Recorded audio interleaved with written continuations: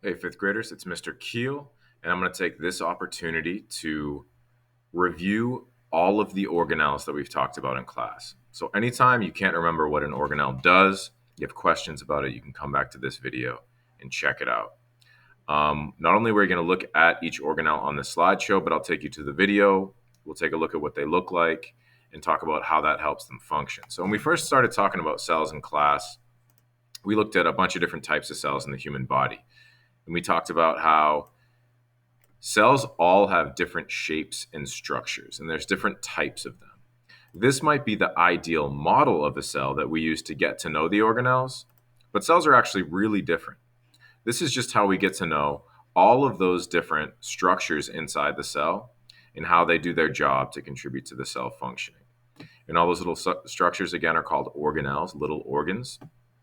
And just like all the construction equipment on a construction site, each organelle has a different job inside the cell. So let's go and look at each organelle one by one real quick. We'll talk about what they do and we'll make an analogy for their function. So the cell membrane. The cell membrane is the organelle that surrounds the cell. It's on the outside. It holds everything inside, and it's basically like a protective barrier that lets some things in and some things out. So here on the outside of the cell, we can see that cell membrane all around this cell. It's going to let some things in, some things out. That's our barrier. I compared the cell membrane to a fence or a barrier or a wall or a gate. That's why I have a picture of a fence right here. As an analogy to explain it. Like if you were going to try to explain it to someone, you would want to compare it to someone. Remember, that's what an analogy is. So I compared it to a fence.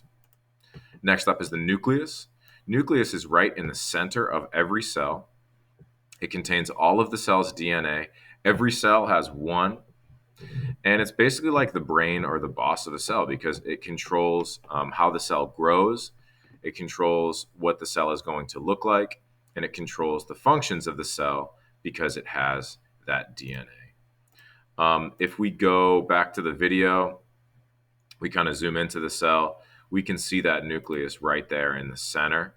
It even has these little holes or pores that let stuff in and out, but we don't have to draw that all the time. That's just what the actual structure looks like. Next up was the mitochondria. This organelle makes energy in the cell. So our muscle cells in our body have lots of mitochondria, and other cells maybe don't have as much, but all cells need this guy because he makes energy. They have this folded like second cell membrane inside, and this is where all the chemical reactions that make energy happen. We'll see that in a second. I compared a mitochondria to a power plant. Some people call it a battery, a charger, different things like that. You can think of your own analogy. So let's go look at the mitochondria. Here's some mitochondria around the nucleus here, but I'm going to fast forward in this video. One mitochondria is called the mitochondrion, but you don't have to remember that. You can call them all mitochondria. And here we can see that chemical reaction is going to happen inside, and that's what makes energy.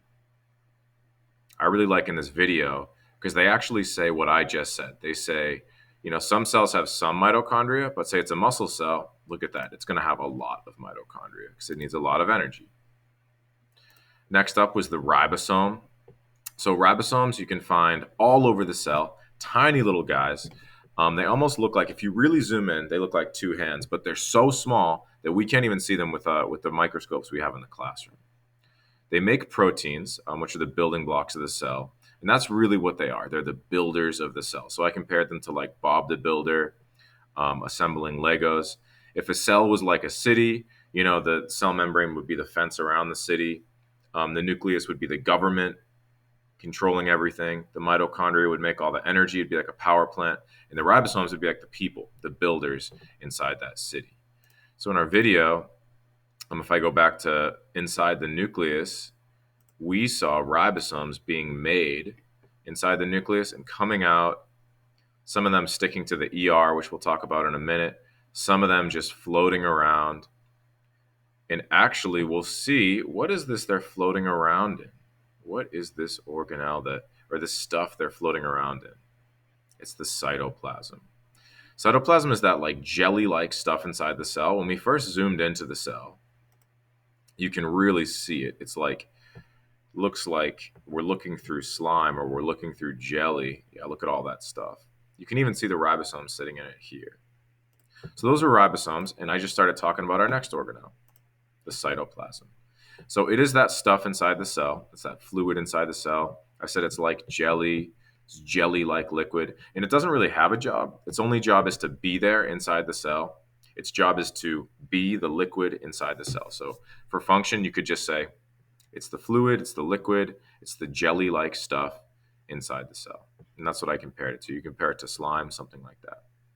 So every city needs a way to get around, right? It needs a transport network. That's our next organelle. That's the ER. It has this long name, endoplasmic reticulum. If you want to look up the ER, if you want to look up any of these organelles online, it's a great idea.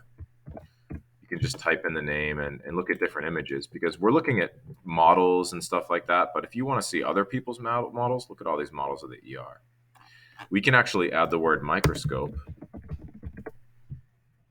We can see what actual ER looks like under the microscope. We could do that with any organelle that we've seen. We could see the nucleus under the microscope. Look at all these pictures of a nucleus that we've gotten from under the microscope. So keep in mind, you can look up these if you want to. But back to the ER, it is that transport network. I said, it's a transport network because it moves things around. So hey, it's like a highway or roads or a train or a subway. Someone even said it's like a submarine, which is actually a great comment, because if we look at the ER, let's go back to where the ribosomes are hanging out. So we can see the ER here all around the nucleus. So the ribosomes stick to some ER and they don't stick to other ER. So we actually call the ER that they stick to the rough ER, and the one without ribosomes the smooth ER, because it looks smooth, right? So here's what they're doing. The ribosomes are making stuff. They're making proteins. And now we're inside the ER.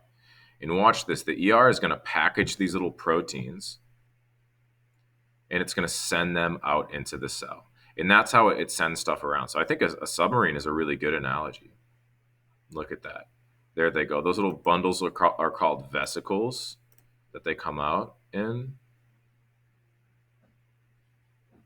Yep. And there they go. We'll learn about that next organelle in a second that they were going to. But those little things will go all around the cell. That's a really good transport network. We get the vacuole. So here is a plant cell and a picture of an animal cell. Vacuoles are for storing food, water, and waste. So let's say you're a plant cell, you need a lot of water. Or you're an animal cell, you need to keep your food, and you need a place to store waste until you get rid of it. That's what vacuoles are like. They'll store food and water mainly, but they'll also store waste sometimes. And they don't store those things together. They'll store them in separate little places. So plant cells have one huge vacuole in the middle. It's called a central vacuole filled with water. And animal cells have vacuoles throughout. And we compared it to like a storage unit where you can keep stuff, or like a refrigerator. That was a really good one. Somebody compared the one in a plant cell to a water bottle, or like a closet or a dresser where you keep clothes, or like say you're going on a trip when you pack things into luggage. That's kind of like how they are in a cell. Just like a container. They're like containers. And those are our vacuoles. Here in the cell, let me zoom out. We can see vacuoles. Some of these are lysosomes, which we'll talk about in a minute. And some of these are vacuoles, and they're storing stuff inside the cell. Those little blue things. Okay. So next up, every city needs police, right? Every city needs protection. And these are our protection guys, lysosomes. So lysosomes' job is to destroy things. But their job is also just to break things down and digest things so that they can be recycled in the cell. Let's say we have something in the cell we don't need anymore. These guys will digest it, break it down, and recycle it. So they're like recycling centers, or like fighter ships from like Star Wars or different things like that. Anything that breaks things down, it could be like the stomach, right? Digesting things or recycles things. That's what lysosomes are like. So let me show you the lysosomes here. Check this out. So lysosomes, they're going to grab something. They're these big blob-like things. And they're going to digest it and break it down. And watch that disappears. And that's the lysosome's main function. Let's watch that one more time. Here they are. Here's 3 of them. They're going to find these little particles. Maybe this particle is a virus or something that shouldn't be in the cell. Maybe it is just a piece of or an old part of a vacuole that needs to be digested, but they'll break it down so it can be used inside the cell. They don't have to be green like this. They can be different colors. If you look up lysosome, you'll get a bunch of different images on Google. They'll point to these little bubbles inside the cell, and they kind of do look like those little bubbles or containers.